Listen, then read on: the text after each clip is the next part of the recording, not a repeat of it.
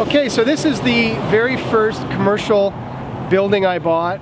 This is when I had zero experience. I had a lot of renovations experience, but I had zero landlording experience.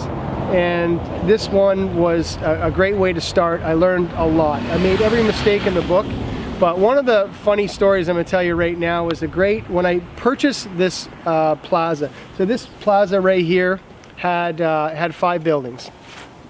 And when I was negotiating the deal, I told the broker on the other end that I wanted all the buildings, not realizing he was quite upset when I said I want all the buildings. And he said, well, you can't have all the buildings, you know, this was the price. And I said, no, I want all the buildings. I had nothing to lose at the time, so it was quite comical. And I said, oh, I want all the buildings.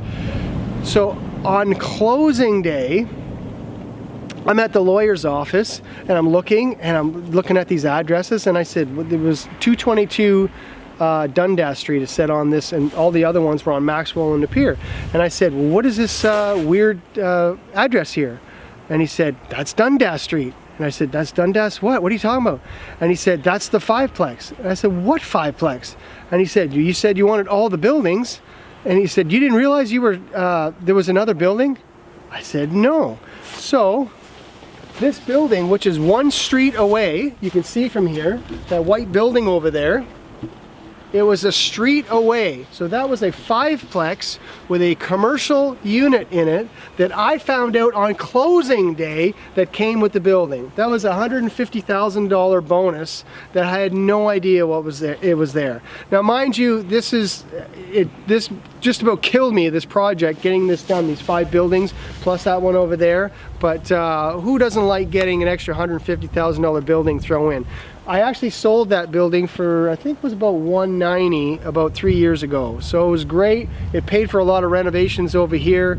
And you know what? You never know, you never know. So you always have to make those offers, make lots of offers. You know, there's people out there that are just scared to death. Well, what if they say no? Or what if they get mad? Or, you know, someone's asking $300,000 for something and you throw an asking price of $150,000. You're thinking, oh my God, well, aren't they going to be upset? Aren't they going to be insulted? Who cares? Right? Who cares? Put the offer in. I could give you 100 stories of where people bought buildings. I'm not talking myself, I'm talking to other people. They say, well, how did you get this building for so cheap? They offered a specific amount and they didn't care what the answer was, and that's how they got the building.